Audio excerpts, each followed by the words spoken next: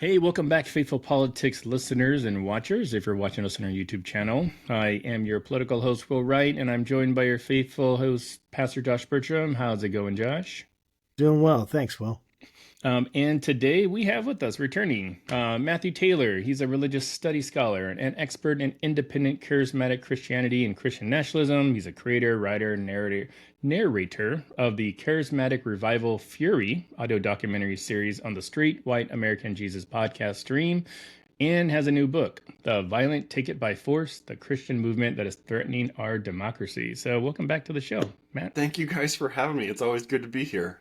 Yes. Yeah, so like you've been really, really busy over the past couple months. You're writing a book, you're talking about, the appeal to heaven flags. Like I haven't read a single like article about the New Apostolic Reformation that has not referenced you in some form or capacity. So I got to know, like, how are you handling all this newfound fame? I wish that my research subjects would actually stay out of the news sometimes, because I think it would be better for our country in many ways if they were not so prominently featured. But because they are doing what they're doing and are so invested in this election, I think to very nefarious ends, I'm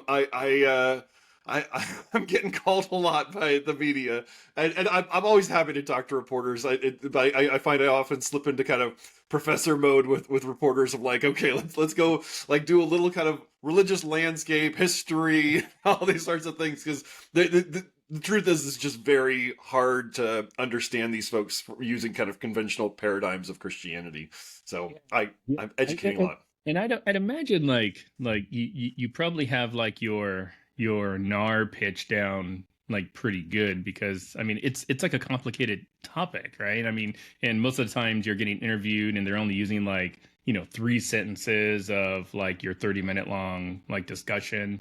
How do you convey the seriousness of the New Apostolic Reformation, in such a short amount of time while still, trying to, I don't know, convince or bring awareness to the issue? Well, and this is some of what I'm trying to do in the book as well, is I'm actually trying to move away from simply talking about the NAR, because the NAR is a particular set of leadership networks. It's a fairly contained little ecosystem historically. But what has happened in really the last 3 or 4 years, mostly since January 6th, but especially since 2015, is that these NAR ideas and these NAR paradigms, these styles of leadership have spread very far outside of the New Apostolic Reformation proper. And now we are seeing this activated world of independent charismatic leadership that is in many ways taking over the religious right in America. And now the frontline leaders in most local counties and school board takeovers and all these attempts, and at the national level, many of the movers and shakers of the Christian right are now these independent charismatic celebrities who are inspired by the NAR. And so I'm trying to kind of help people understand the seismic shift that is going on in the culture of the religious right, because I think that is at the heart of a lot of this more aggressive posture we're experiencing from a lot of Christians in the country right now. And it's a theological shift, it's a social shift, it's a socioeconomic shift in many cases, and it's just a very hard thing to wrap your head around until you kind of see it up close. And these reporters are seeing it up close and saying, like, help me make sense of this. Yeah, that makes a lot of sense. And one of the things you talk about in your book is a concept of almost like theology as this driving force, and following the theology in this radicalization of the American right-wing politics. And then, of course, even some stuff you outlined is that going beyond, right, just America, particularly in the global South. So what is this? What does it mean to follow the theology? Kind of help us understand, how is this theology driving? How is it a driving force in behavior, in the way that they're speaking and talking and promoting things? And why is this concerning? Because I think about theology as a driving force. It's a driving force in my life. I would want it to be a driving force in people's lives, of good behavior, of care of all sorts of different things, right? Or theology or deeply held beliefs. So I don't think it's negative in and of itself, but what is the concerning part about this? Part of what I'm trying to get at in the book is I think we have certain habits of mind in our public discourse and how we approach religion. And especially for journalists, and especially I'd say since probably the 1950s or 1960s, that the mentality is follow the money, right? And if you just track the money, then you can understand why people are doing what they're doing. And it's sort of this like, you can reduce everything to economics and people's economic interests. And so when you apply that to religious leaders, it's often, oh, this is all about money for them. And this is a very, very much a trope, especially when we're talking about this independent charismatic world. I mean, this is the world of the prosperity gospel. This is the world of televangelism, right? And so people have this structure to their way of thinking, oh, this must just be about people's own economic interests. And part of the argument I'm trying to make in the book is if you're only thinking from that lens, you can't understand the people we're talking about. And you can't understand what motivates and drives them. Because and I try to go back and follow this. I actually think in many ways the story of January 6th begins in the 1990s, at least the religious story of January 6th begins in the 1990s. And I trace it back because a lot of the leaders who show up on January 6th get radicalized in the 1990s. And there's kind of an incubation period of that radicalization. And I'm trying to show relationally and theologically, what was the process by which people got to this point? How did they get to this form of Christianity that many Christians wouldn't even recognize? That many Christians would say, wait, you believe modern apostles and prophets are generals of spiritual warfare who are leading a mass campaign to displace high-level demons who control literal physical territory and have taken over the U.S. Capitol, and all to stop Donald Trump, right? Like, why do the demons just want to stop Donald Trump, right? I mean, there's all these logical leaps that are going on, but if you actually understand the theology, you recognize there were some Christians who, when Trump came along, were very reluctant and wound up voting for him, holding their noses. These were the folks who were prepared for someone like Donald Trump, who were looking for someone like Donald Trump, and who, when he came on the scene, jumped on board the Trump train and have been in many ways pushing fuel into the engine of the Trump campaigns, and have been the propagandists for Donald Trump among American Christians. That's what's funny is when you strung along this sort of like thought thread of everything that some people think. Like I don't think I've ever heard it. Like I'm familiar with the pieces, but when you sort of like string it along, it makes me think that like Christians have like this other universe, like I just saw Deadpool, right? So like there's this Earth, I don't know, like 316 where in this Christian multiverse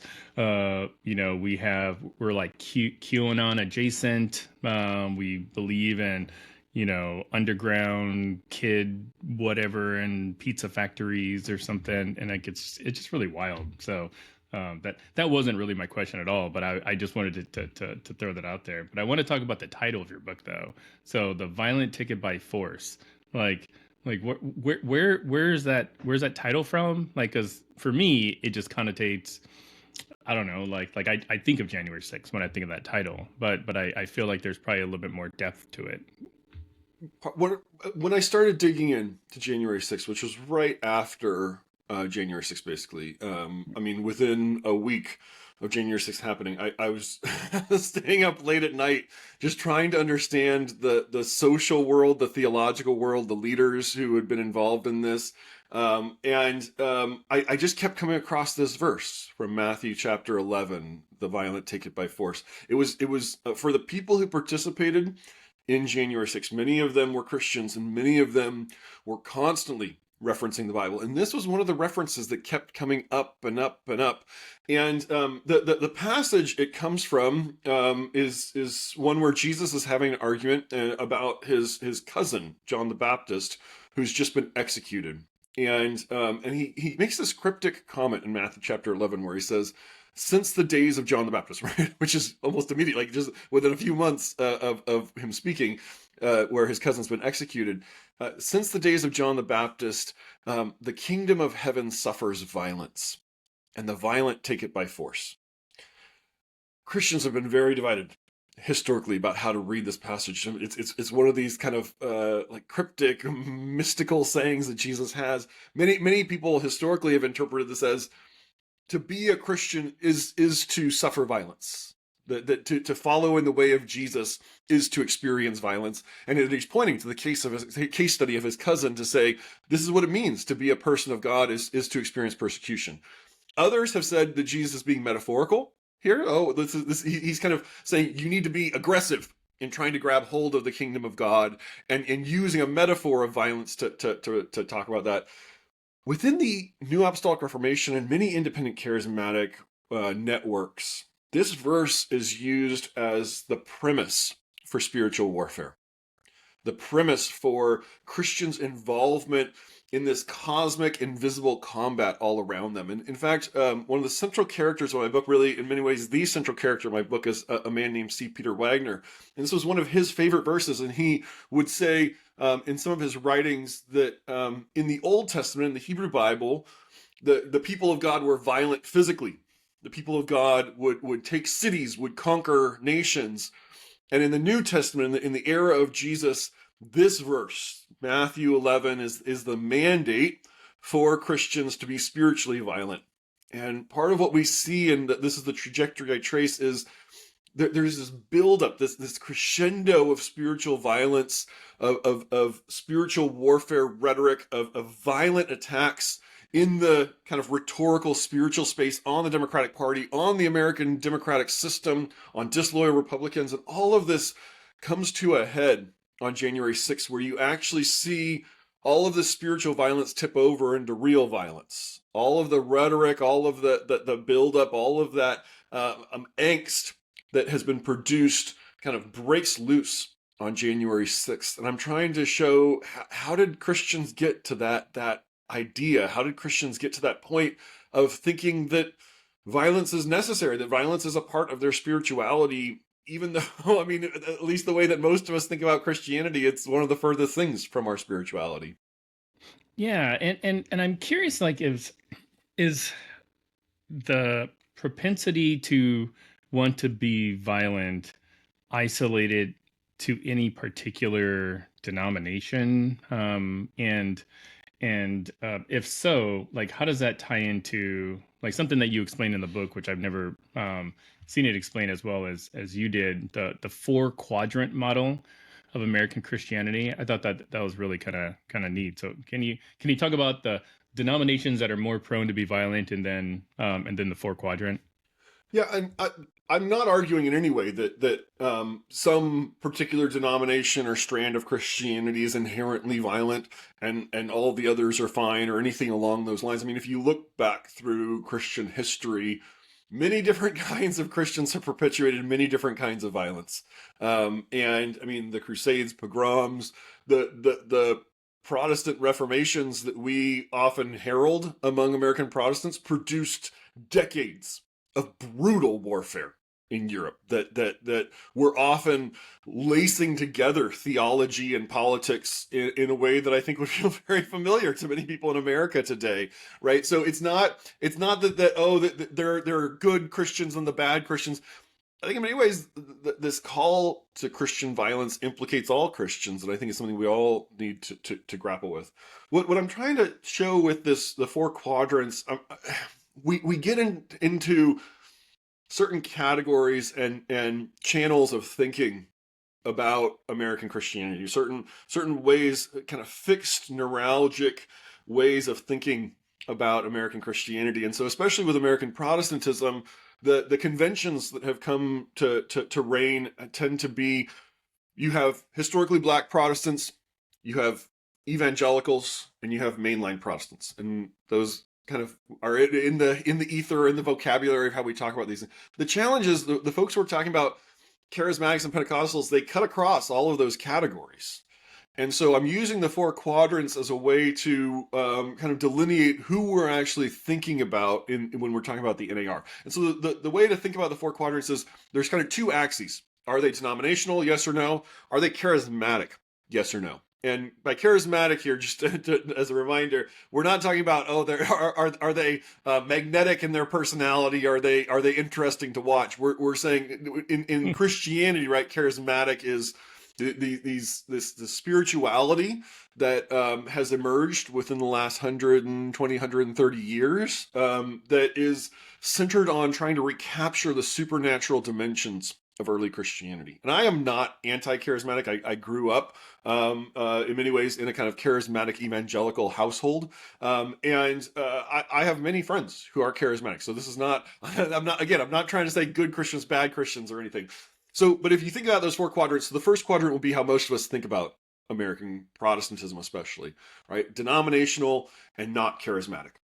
And so those would be the Southern Baptists, the Presbyterian Church of America, right? Many of the Protestant denominations, the mainline denominations by and large. Most Catholics would be in that first quadrant. The second quadrant would be non-denominational and not charismatic. And these are typically kind of ex-fundamentalist churches, often Calvinist churches that are independent. They don't want to be associated with denomination, but they're often very anti-charismatic, in fact. And then the third quadrant will be where we both charismatic and denominational, which is where you'd find the Pentecostals, the Catholic charismatics. There's many, especially around the globe right now, many Catholics are adopting this charismatic spirituality. Amy Coney Barrett, the Supreme Court Justice, grew up in a charismatic Catholic community. And then the fourth quadrant. Matt, real fast before you explain it, I just want just a point of clarification. Like for the third quadrant you just talked about, is Pentecostal is that considered a denomination? I had always thought that like when you say the word Pentecostal, you're talking about like healings and snake charmers and all kinds of other stuff. Yeah, so there's a nuance there. In the U.S., when we talk about Pentecostalism, it typically codes as being denominationally Pentecostal. So the Pentecostalism is a movement that begins in the early 20th century. In the U.S., it's especially focused around Los Angeles and the Azusa Street revival that breaks out in 1906 and 1907. But it's really a global movement. This is the same thing that's happening at Azusa Street is happening all around the world at the time. It's kind of this diverse spread, this diffuse movement that is people hearing rumors about these ideas of modern day use of speaking in tongues or different spiritual gifts. And these ideas spread around the world very rapidly. But in the U.S., what happens is the Pentecostals adopt this denominational model. And there's a racial fracture pretty early on in the movement. At the beginning, especially at Azusa Street, it was very multi-ethnic. You had Latino and Black and white people all kind of worshiping together and experiencing these things together. It was led by an African-American pastor. And then racism asserts itself within the movement fairly rapidly. And so today, in America, most of the Pentecostal denominations tend to be understood as either a Black Pentecostal denomination or a predominantly white Pentecostal denomination. So like the Church of God in Christ would be one of the major large Black Pentecostal denominations, or in the Assemblies of God or the Foursquare would be coded as more of the predominantly white Pentecostal denominations. But no, around the world, it gets a lot more messy to talk about that, and Pentecostalism around the world can connote different things. But within the U.S., yeah, when people say I'm Pentecostal, typically it means that they are attached to a Pentecostal denomination. And then the fourth quadrant is where we really, the most of the book takes place looking at people in the fourth quadrant. And so this is where you have this mix of non-denominational and charismatic. And part of the point I'm trying to make there is when we get back to this question of violence, what is unique about this fourth quadrant is you have the energy of charismaticism, which is a very vibrant and inspiring and exciting energy, right? That you can access directly the supernatural realm, but then it's mixed with this very, very low governance of non-denominational settings where there's very few guardrails and there's very little tradition. There's very little sense of even in the immediate past, right? This is a world that is fast moving and entrepreneurial and an open marketplace where new leaders are always popping onto the scene. And it's that mixture, I think, that is very important for understanding what happens on January 6th. And I have tracked 60 independent charismatic leaders to Washington, D.C. on January 6th, more than I can find in any other form of Christianity. Part of it is those folks, that sector of American Christianity was the most ardent Trump supporters among American Christians. This was the vanguard of Christian Trump support. But it's also because I think, if you think about it just practically, if you're a pastor in a denomination and you show up on January 6th and get arrested, your denomination is going to have something to say about that, right? And there's going to be consequences. But for a lot of these folks, they exist in this autonomous world that there's no one checking them. There's no one holding them in line. There's no traditions that are dictating how they operate. And so they have this great flexibility that I think contributes directly to their participation that day. You know, what's so funny to me is that, so you're talking about like Pentecostalism, and we're talking about it like as this kind of object that we're studying and wondering about, you know, but I grew up in the Assemblies of God. My dad was in denominational leadership, a superintendent in the Assemblies of God. I went to an Assemblies of God college. I'm getting my master's degree from an Assemblies of God college. I just got it from Evangel University or Assemblies of God Theological Seminary, and talking about Pentecostalism. And yet I resigned my credentials with the Assemblies of God for some theological issues. My wife is an ordained minister in the Assemblies of God, as are my two parents, my mom and my dad, and my brother and one of my brothers. And I have deep connections, and yet I have a church that's non-denominational. It's not associated with any like specific denomination. And I did that intentionally. And I would consider myself charismatic in my theology, in the sense that, you know, I believe that gifts of the Spirit can happen. I believe that miracles are possible, all those things. And yet I find myself so at odds with NAR, so at odds with the Pentecostalism and charismatic culture, honestly, and in many ways, just find myself like, not repulsed. That's not a good word. And but I don't know, repelled, maybe pushed back.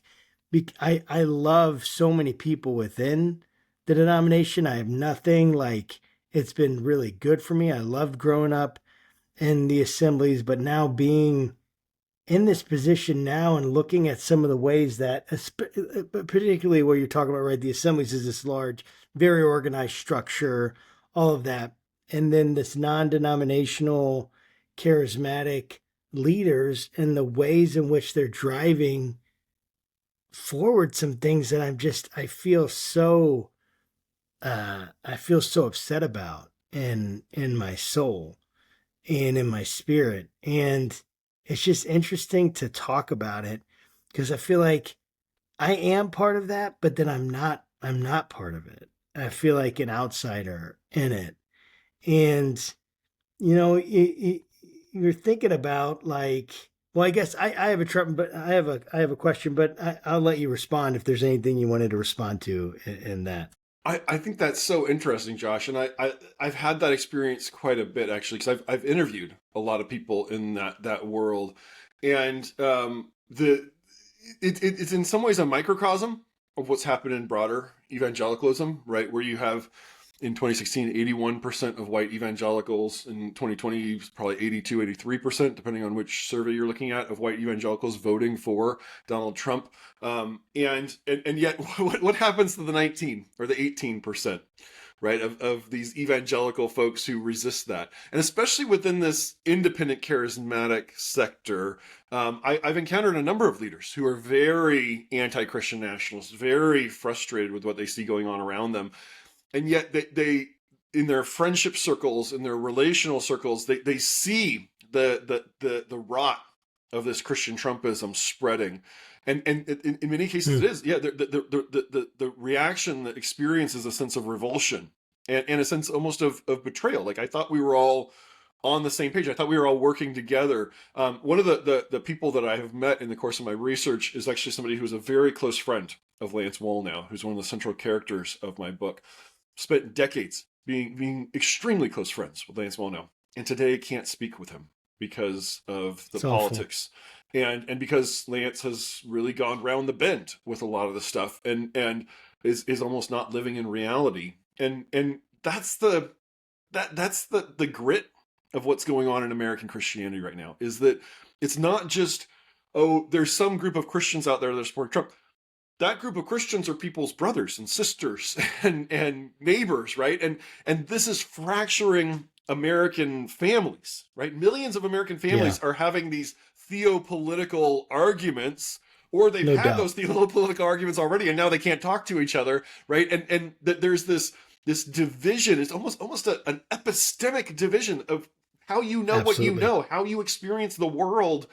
That is it's a rift in the fabric of our society, and I'm trying to figure out, where did that come from? Who led us into this mess, right? And that's kind of where I'm trying to get in the book. Who were the people who threw the doors open to that experience, and that we are now all kind of trapped in and living through? Yeah, and I want to give you an opportunity to kind of trace that, because my question has to do with Paula White, but even moving from Paula White to Amy Semple McPherson, right? Or going there and bringing it to Paula White. Kind of give us the sketch to understand, like, how did we end up with Paula White as the spiritual advisor to President Trump? Because everyone wants to throw, like, hey, President Trump, it's all him. Like, it's like this, he's all evil. And I don't think that. I think he's a human like anyone else. Maybe he's a narcissist, whatever. I don't like, I get scared of not of his policies necessarily, but I get concerned for sure about his kind of like, I think he loves it that people worship him, if I'm just honest. I think that's why he's buddy with Kim Jong-un and all these guys, because like, hey, they figured out how to get people to worship them like a god. I like that. I think he wants that, but that's just me. But trace that though, because we tend to like just throw at one person or this and just kind of these blanket statements, but it's much more complex than that. Yeah, as much as this is a book about the formation of Christian Trumpism and the long-term trajectory of Christian Trumpism, I very intentionally tried to push Donald Trump into the background. Right? I don't want to get into how much he actually believes, what he believes, all those questions. I just kind of want them to recede a little bit so we can focus in on these Christian leaders who surround him, who propagandize him, who theologize him. And Paula White, I think, is an extremely underestimated figure in American Christianity. I think she is one of the most important Christian leaders in the country today, for good or for ill.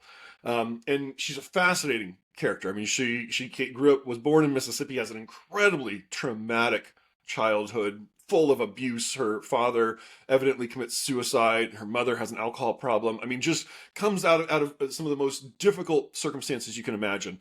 And then encounters Pentecostalism and becomes marries into a kind of Pentecostal church, winds up falling in love with her pastor. They both get divorced, and Randy White becomes her husband, and they found this pioneering megachurch, one of the top most attended megachurches in the country in Florida in the 1990s and early 2000s. They're preaching the prosperity gospel. They get hauled in for a Senate investigation by Chuck Grassley. I mean, just a really wild story.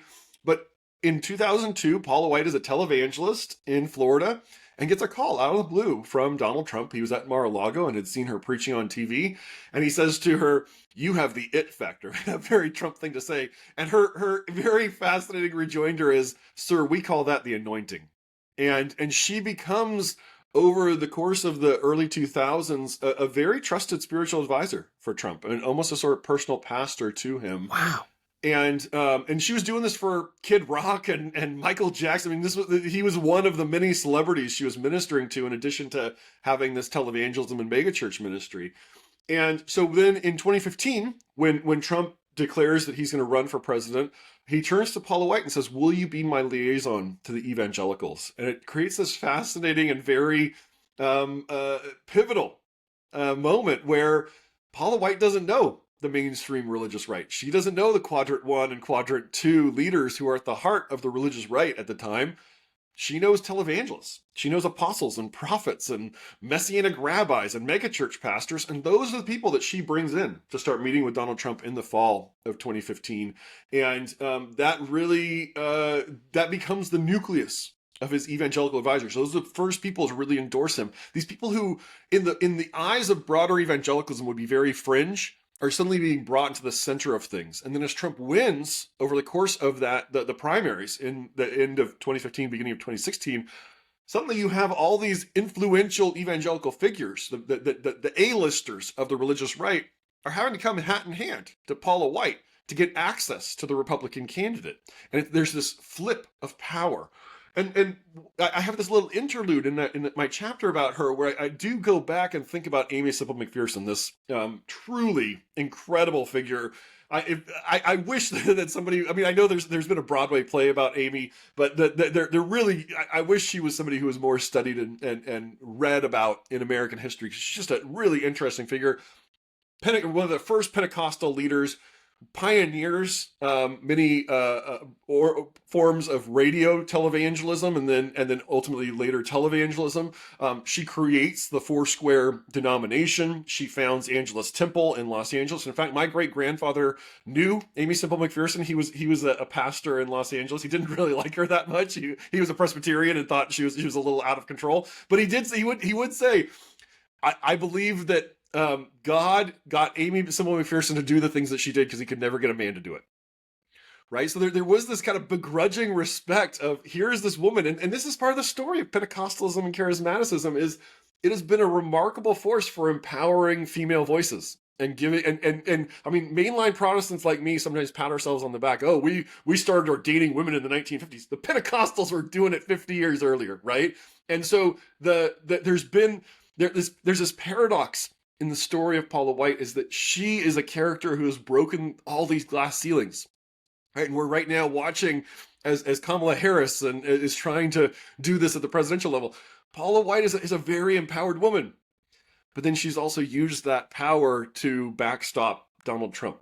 And she's actually the only official prayer offered on January 6th is Paula White at the beginning of the rally, where Donald Trump and Rudy Giuliani and all these folks provoke the crowds to go and storm the Capitol.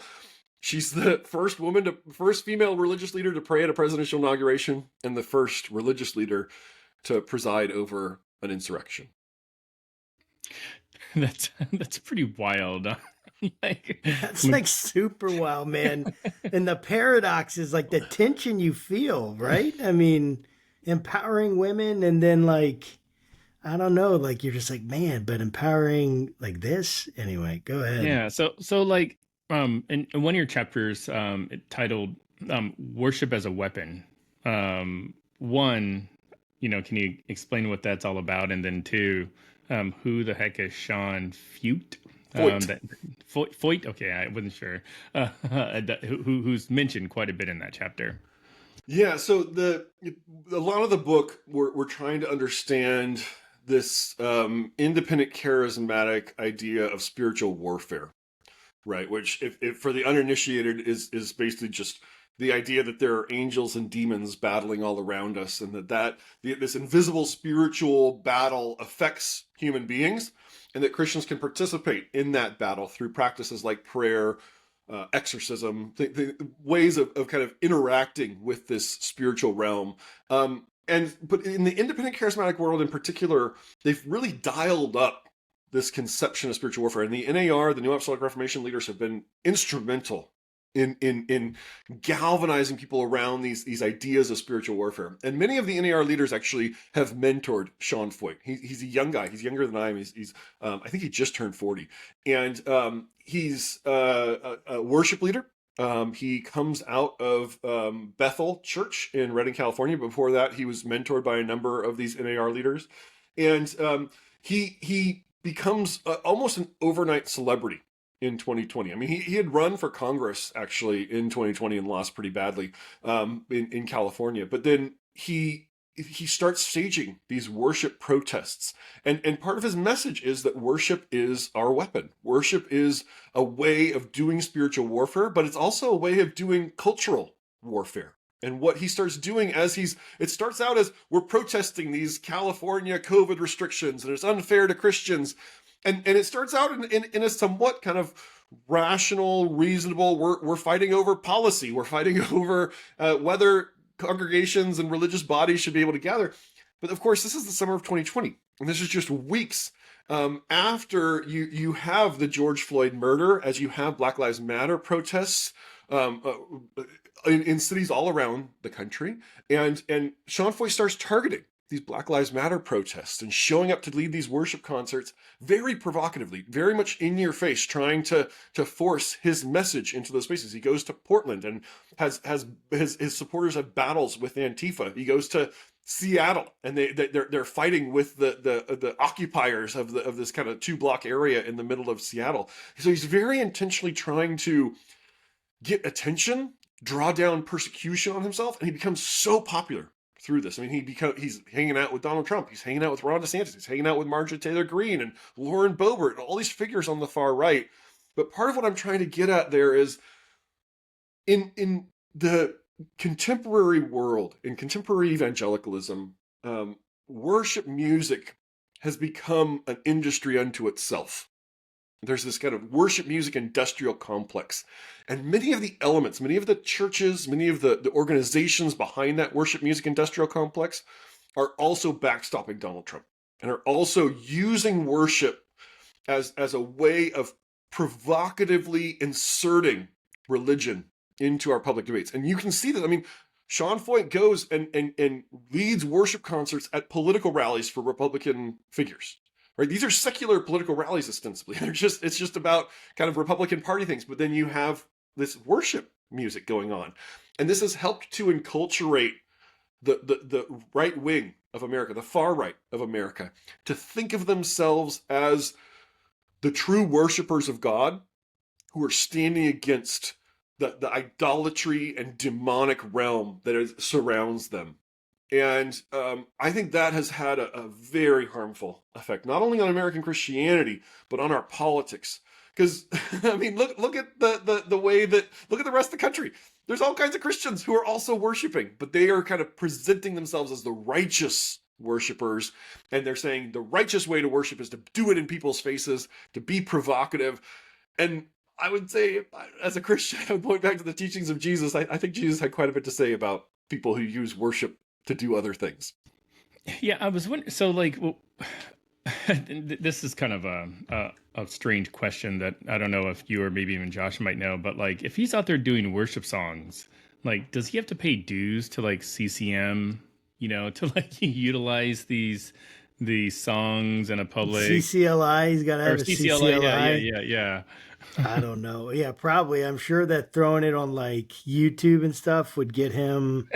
It could get him copyright issues, dude. If he's not, I mean, we get hit with trying to just put some, just some regular music in there when we're trying to do our videos. I can only imagine, dude, if you got like, millions of views or whatever. It's like, we're not there yet, Will, but we will get there. Yeah, millions of views. I mean, like if he's singing, I don't know, like an elevation song or I don't know, Hillsong. I'm not sure if you can still sing Hillsong anymore. But like if he's singing that, why aren't these other organizations saying, hey, don't use our worship songs when you're about to lead an insurrection? Just all news, all what is it? All press is good press, I guess. I mean that is Feucht's mentality. But I mean the truth is, how do you explain that on January 6th, in the middle of a riot, there are groups of Christians standing around singing worship songs, like yards from the Capitol building. Yeah. In fact, some of them go into the Capitol building and are singing worship music, right? To most people's eyes, I think that looks bizarre until you understand this culture that has developed around worship music and how worship music is being integrated into far-right messages. And Sean Feucht has one of the largest worship platforms out there, Bethel Music, that is coming out of this kind of NAR adjacent apostolic and prophetic world. Bethel is one of the brands, one of the major worship brands in America today. And Feucht, that's Feucht's platform. That's where he comes from. And so I think sometimes we can think of this as like, oh, he's kind of a fringe figure or he's an exceptional figure. But then you recognize he's actually a pivotal figure in this huge industry that touches almost all American evangelicals. Yes. And so he's an outlier in some ways, but he's also quite integrated into the landscape of American evangelicalism. Yeah, it makes a lot of sense, man. So I would love for you. We've talked about this on the show before, but I would love for you to help us understand C. Peter Wagner, kind of two things. One, as kind of the intellectual architect of this NAR movement, what we're seeing now, and also like this idea of a second apostolic age, right? Because people would hear that, people maybe listen to the show, they didn't grow up in church, or they didn't, or they did, right? But it was not a charismatic church or something like that. They'd be like, "What apostle? What are we talking about? What age? What I mean, what is?" Like that's a lot of like it can be very like jargony to make up a word, right? And in terms of like uh, people may not understand what that actually means when we say that, because it feels like his work, C. Peter Wagner. You said he's like almost arguably the main character of your book. Essentially set the foundation, created the foundation on which all of this is growing, and people are finding their theological justification. So help us understand C. Peter Wagner, and I guess I want you to like I'll kind of just let you answer that, but the spiritual warfare thing, I have some questions about that, but you can go ahead first with the C. Peter Wagner, but I just want to dig into that a little bit too, if we can. Yeah. C. Peter Wagner, Charles Peter Wagner, was a seminary professor. He was a convert to Christianity. In fact, his future wife, Doris, was the one who led him to Christianity. And it's a funny story. She thinks that he wants to marry her because he's willing to convert to Christianity just to marry her. And she says, actually, I'm going to become a missionary, trying to kind of discourage him. He's like, okay, well, I'll do that too. I love cows. I'm sure they have cows wherever you're going. Like, right. He kind of is just a strange character. Spends 15 years in Bolivia as a missionary, comes back, becomes a seminary professor at Fuller Theological Seminary, which is my alma mater. We didn't overlap there. He left a few years before I got there, but he was an expert in church growth, which was this very faddish evangelical, you could almost call it a science, a style of theology. The idea was that you could take the learning and the data of social sciences, sociology, political science, these kind of more developed social sciences, blend that with evangelical theology, and then produce growth. Missionary movements that would grow, mega churches that would grow, and they would do things like, well, a church grows better if you just focus on one type of person, suburban white families, right? And then you're really going to be able to build a church around that. You shouldn't try to appeal to everyone because you aren't going to get there. If you just appeal to this one kind of group, then you can grow. And Wagner was fixated on this idea. How do you produce growth? And over the course of the 1980s, he began to discover these Pentecostal charismatic movements and recognize, oh, wow, there's a lot of energy here. There's a lot of leadership. There's a lot of potential here. And he came to believe that was the arena of church growth of the 21st century. That if you could just harness the energy of that area, then you could create real growth in the church and bring about a global revival. And some of the ideas that have been percolating around that area since the 1950s was about this idea of the rebirth of the offices of apostles and prophets, that God in the 20th century would renew the work of apostles and prophets. And Wagner starts hanging out with these people like Cindy Jacobs, like Dutch Sheets, who claim that they are prophets or apostles. And then he gets prophesied over, and he comes to believe that he is an apostle.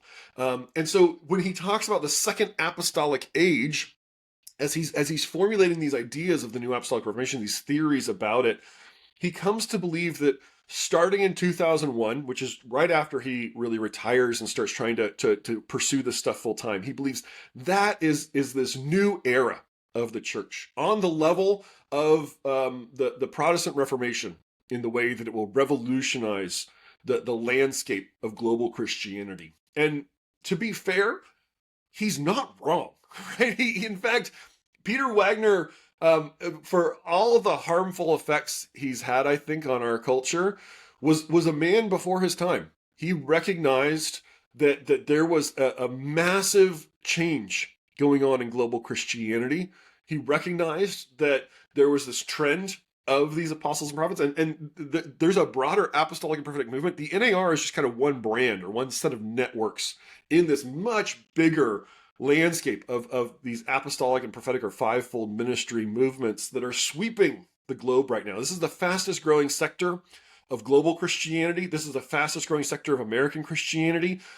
Peter Wagner was onto something. Now, he also gets drawn into that and becomes, in many ways, a true believer and participant in that, and then gets these real delusions of grandeur and comes to believe not only are we supposed to reform the church, not only are we supposed to transform the way church is done, we need to take over the world. We need to take over the rest of society and build the kingdom of God on earth. And that's where the NAR over time becomes increasingly politically radicalized. And he's both a product of that radicalization and an instigator of that radicalization. Man, that's so well said, because I was just thinking about how, yeah, he predicted it, but also he produced it, right? In part, right? He helped produce this by giving theological justification and laying the groundwork for this. So I think that's really well said. Thinking about concepts like the militarization of Christianity, like this idea of spiritual warfare, generals that are fighting the great, grand demons, things like that, like coming out of this. Like, talk to us a little bit about that. And I guess one thing that's in my mind is that the New Testament, right, does have some military kind of language. For instance, the armor of God, right? You get this, Paul is speaking about, using armor from the Roman soldier, right? Typical Roman armor, to talk about putting on the armor of God, or the struggle is not against flesh and blood, right? But against principalities. This kind of metaphorical language for sure, but kind of military language. What kind of wrestle with that, with that concept? Like, here's what the New Testament says. Here's what people are saying. The generals, like, essentially, why is it wrong for this kind of military kind of metaphor and language to be used by Christians? What's concerning about that? And is it different than what we kind of see in the New Testament? Yeah, let me put on two hats for this answer. The first, go ahead, please. Just as an American citizen, a participation in our civic conversation, as somebody, as a Christian who cares about American democracy and our society, I think it's extremely painful to watch this militarization of Christianity. And I think it has contributed very, very directly to our polarization. You have more and more Christians thinking in more and more militant terms. And especially as you start layering in these ideas of demons and the demonic and the spiritual warfare, when you introduce these ideas of spiritual warfare into a polarized political populace and tell people your enemies are inspired by demons, the Democrats are the Demoncrats, and we need to stop the demons. It creates even more polarization because people don't think that they ever need to compromise. And it's antithetical to democracy in many ways, because democracy is about, hey, look, we're all in this together and we're going to disagree a lot, but we have systems to adjudicate our disagreements and to help us kind of navigate that. So just as a civic matter, I think that's a lot of what's going on here. Now, putting on my theologian's hat, I think we always have to think about the context in which the New Testament is being written. It is being written by disempowered people who are living in the context of empire, who are living in the context of colonization, right? The early church, the early Christian church, is a colonized group of people.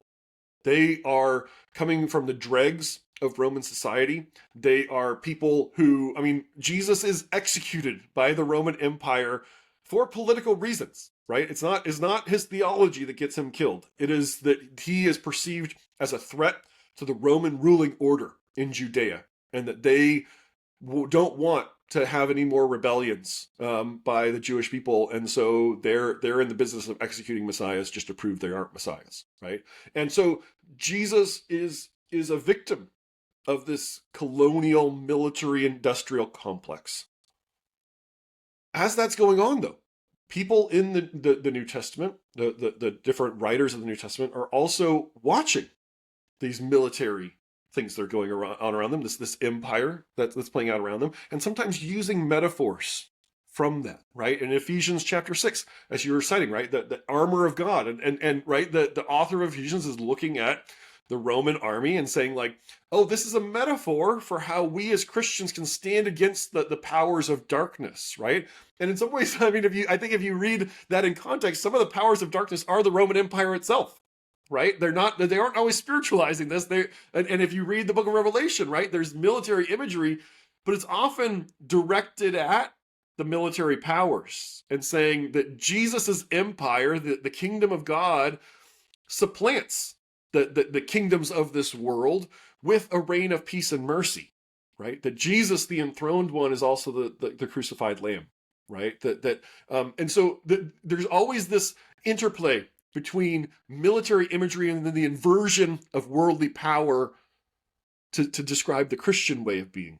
I think where the NAR and many of these other independent charismatics who adopted this hyperactive spiritual warfare ideation and political mobilization is that they've mistaken the metaphors for directives. And so they come to believe that Jesus, they're like, oh, Jesus conquers everyone in the end, so we need to conquer everyone now. But Jesus doesn't conquer everyone in the end, right? If you go and read the text, Jesus comes back and Jesus is always who he was. Right? He is the merciful one. He's the gracious one. The one who goes to the cross is the one who will judge humanity because he knows humanity. And so I think part of the tragedy of what is going on is that they have, and this is a pattern throughout Christian history, they've turned Jesus, who fled from every nominating party that ever came to him, into a politicized weapon of war. They've turned Jesus, the crucified one, into a cross they can crucify other people on. And that is such a bastardization of the Christian gospel, in my view. It's not heresy, because they're saying their creeds, they're doing their Christian things, but it is such a harmful and deleterious vision of Christianity that is about earthly power in a way that I think is just antithetical to the teachings and character of Jesus. Wow. Like, that'll preach. I got to tell you, Matt. Definitely. Well, I mean, Josh is a pastor. He knows how to draw that out of me. It's like sometimes, like, because I go to Josh's church, sometimes he'll be preaching and he'll say something and I'm like, he got that from our guest. Like, I know that, like, that line, like, in order to be American, you have to be Christian. In order to be Christian, you have to be American. I was like one of our guests said that. Take your inspiration from wherever you can, Josh. So I'm looking forward to hearing what you just said, Matt, translated into a sermon. Yes, thanks for my sermon for this weekend. In days to come. So as we get kind of like closer to time here, I have to ask you, like, are there like trends, anything that's sort of like that you're seeing that would lead you to believe that this movement is on the upswing or on the downswing? Because I know that you did a lot of research study for this book. You're kind of like chronicling kind of this movement. But my guess is that at some point in time, that movement early on like died out somehow. Or maybe there's just like a little bit of DNA and it's still floating through the universe and it's being picked up by other people. So like, I'd love to get your, I don't know, prediction, if you will, on whether or not this movement is growing or shrinking. If you go and try to read about the New Apostolic Reformation online, you're going to find some very strange ideas about the NAR online. And I think some of that has to do with this very diffuse architecture that Wagner designs for his movement. And he doesn't want to be the center of the movement. He really does want to create this kind of oligarchic model where all these people he's mentoring, all these apostles and prophets kind of share power. And so it's not a, sometimes people will say, oh, the NAR is a cult. It doesn't function the way that a personality cult does, because that's not how they wanted it to be. And in many ways, the NAR sort of died with Peter Wagner. I mean, this was his terminology. He was the one who was in love with talking about the New Apostolic Reformation. A few of his followers have continued using that terminology, but a lot of them have moved on. This is operating in a world that has the memory of a goldfish. I mean, right, the non-denominational charismatic space, there's always new ideas floating around. There's always new prophecies. There's always new concepts, new books, new leaders pushing new ideas out there. And so the NAR is kind of a brand name that died out. But the ideas and the leaders that Peter Wagner mentored and the ideas that he cultivated are thriving right now. My colleague Paul Jupe, who's a political scientist at Denison University, and I, in January, we put together a survey, and we took 7 statements that come out of NAR theology. Ideas that I grew up evangelical. These ideas were stuff you just didn't hear about when I was growing up in the 80s and 90s in American evangelicalism. Things like apostles and prophets exist today and should be integral to leadership in the church. Or there are high-level demons that control literal physical territory and need to be cast out, right? I mean, these are kind of out there ideas. 6 out of 7 of these statements that we put out found more than 50% agreement among American evangelicals, right? So these things that were fringy 10, 15 years ago are now mainstream. And the leaders that Wagner mentored, the people and the characters in my book who are, I call the theological architects of the Capitol riot, are more popular today than they've ever been. They're more popular today than they were on January 6th. In fact, January 6th has in some ways catapulted them into even greater fame, into even greater notoriety in the circles that respect them. And so I think there's to answer your question quite directly, the name NAR has died out. The ideas of the NAR are on an unbelievable upswing in American culture and American Christianity. And in fact, I am in contact with journalists and activists all over the country and constantly talking to reporters who are tracking this stuff. And what we're seeing right now is not only the spread of NAR spiritual warfare paradigms and leadership concepts into broader evangelicalism. That is going on very rapidly. We are also seeing the spread of these same ideas into the militia movement in America and white nationalist groups. And I talked to reporters who monitor some of these far right militia groups, and they say, a year or two ago, we were watching these folks online, and all the videos they were posting on social media were all them playing with their weapons.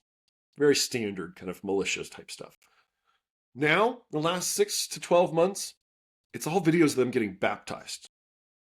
But they don't drop the militia rhetoric. They're not repenting of being militia members.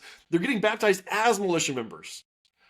And then now after that, they adopt this spiritual warfare rhetoric. And so they're layering on this sort of theological, spiritual radicalization on top of their existing political radicalization. And so the government is not only tyrannical, the government is demonic, right? And that is something that deeply, deeply worries me, because that convergence that we're seeing, and this is true across the board, right? After January 6th, many of these disparate elements of the far right in America that all converged on January 6th have all started to intermingle. Right? And now you're hearing NAR leaders adopting sort of QAnon talking points. Now you're hearing militia groups blending QAnon and kind of NAR independent charismatic spirituality. Now you're hearing some of these very political organizations like Turning Point USA adopting theological frames from the NAR, like the Seven Mountains, in order to structure and guide their far-right activism around Donald Trump. And so that is part of what worries me, is that the far-right is far more integrated today than it was on January 6th. And the fever pitch of anger and emotion is at least at the level it was in leading up to January 6th, if not worse. Man. Earth 316. I'm telling you, there's something to it. Yeah, I mean, I hear that. So, Matt, what is your hope for this book? What do you hope that it accomplishes? What kind of conversations would you want to hear about that would make you think, oh, that means that my book has made the difference I wanted it to make? I wrote this book very purposefully, and I hope that it's successful in this. I tried as hard as possible not to alienate anybody, not to replicate the culture wars that we have, not to say, oh, I'm one of the good Christians and here are all the bad Christians and we can just denounce the bad Christians, not to say evangelicals are the problem or charismatics are the problem. I'm trying to be very, very targeted in saying, here are the leaders who brought us to where we are today. And here's the culture, the subculture that they have helped to inculcate around Donald Trump. Here's the propaganda messaging that they have used to popularize Donald Trump among American Christians. Because I want people to have that knowledge, but I also want the rest of us Christians to understand who we need to persuade. Jim Wallace has this great concept of in politics, you need to figure out who you need to persuade and who you need to defeat. And I think coming into this election, and especially the aftermath of this election, the NAR is going to need to be defeated. Because they are gearing up to do, if Trump loses, they are gearing up to do again what they did at the end of 2020 and early 2021. To wage a spiritual warfare battle to put Donald Trump in office by hook or by crook. If Trump wins, they will be some of the key advisors pushing him to the most extreme Christian nationalist policies you can imagine. And advocating for that from the inside of the Trump administration. So I think they need to be defeated. But many of their followers, many of their fellow travelers, many other leaders in the independent charismatic world can be persuaded. There are a lot of people in that world who have deep qualms about what they're seeing. And I've gotten to know a lot of the leaders in that. I'm even involved in some efforts to try to bring together a coalition of Pentecostal and charismatic leaders who will speak out about this stuff, who will challenge this stuff, will speak out against political violence and say, no, that is not acceptable, right? If Jesus, if the way of Barabbas, right, the insurrectionist who was going to be crucified alongside instead of Jesus, if the way of Barabbas was not acceptable against the Roman Empire, if insurrection and sedition against this brutal empire was not acceptable to the early church, then why would insurrection and sedition be acceptable in a pluralistic democracy where people have plenty of representation and power, right? But the cultivated ideas and the cultivated fears of the religious right have brought many, many Christians into a state of discombobulation. I mean, 1/3 of Americans believe the 2020 election was stolen. 2/3 of white evangelicals believe the 2020 election was stolen. They are living in unreality. And I think the task for the rest of us Christians is not to make fun of them, not to act like they're stupid, not to denounce them, but to engage them in dialogue. And I'm under no illusion about how easy that will be. I mean, this is very hard stuff. But that is what it takes, I think, to repair the rifts in our society. Because so much of what is polarizing and dividing our society is a theological and theopolitical fight that's going on internal to American Christianity. It's happening inside American Catholicism. It's happening inside American Protestantism. It's happening inside Eastern Orthodox communities. But we need to find ways for centrist and liberal Christians and conservative Christians who reject Christian nationalism to speak to Christian nationalists and persuade them. And I think in order to do that, we need to understand where they're coming from. You're muted, Josh. You can count me in on that coalition because I am charismatic and I am a Pentecostal in theology. And I also am very disturbed by what's going on. So for whatever that's worth, Any way that I can help, I want to do that. So, but how can people connect with you, and how can they get the book? The book is available anywhere fine books are sold. You can pre-order it on Amazon. It comes out on October 1st. People who pre-order it should be able to get it before October 1st. I don't quite understand how publication dates actually work with shipping dates, but somehow that's a thing. I also work at the Institute for Islamic, Christian, and Jewish Studies in Baltimore. You can find us at icjs.org. We do all kinds of educational programming around interreligious dialogue, around the history of Muslim, Christian, Jewish relations, around American politics, around anti-Semitism and Islamophobia and Christian nationalism. And you can just sign up on our website. We're trying to do more and more stuff, especially around the election, about democracy. And I'm on Twitter at Taylor Matthew D. I'm on Substack. People can find me just about anywhere. Wait, so you said we could find your book wherever fine books are sold, but like if you go to a bookstore that doesn't have fine books, do you think we could still find your book there? Let me put it this way. I don't think I'm going to be on the shelves of very many Christian bookstores, even though I'm explicitly writing to Christians. I was on vacation a few weeks ago in Tennessee, and I went into a Christian bookstore, and I grew up going to Christian bookstores.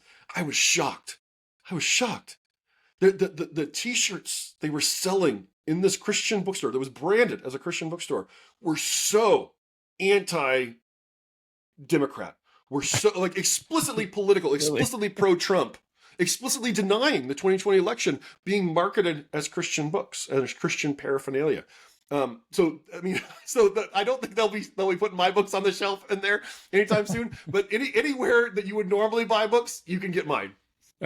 Awesome. Well, thanks again, Matt. It's always a pleasure to get a chance to catch up and talk with you. I always learn something new every time we have a conversation, and your book is fantastic. So if you haven't pre-ordered it, do it. If you haven't bought it, buy it. Yeah, thanks again for everything, Matt. Really appreciate this. Thank you guys so much. I always love coming on here. And to our listeners and watchers, remember to keep your conversations not right or left, but up. And we will see you next time. Take care.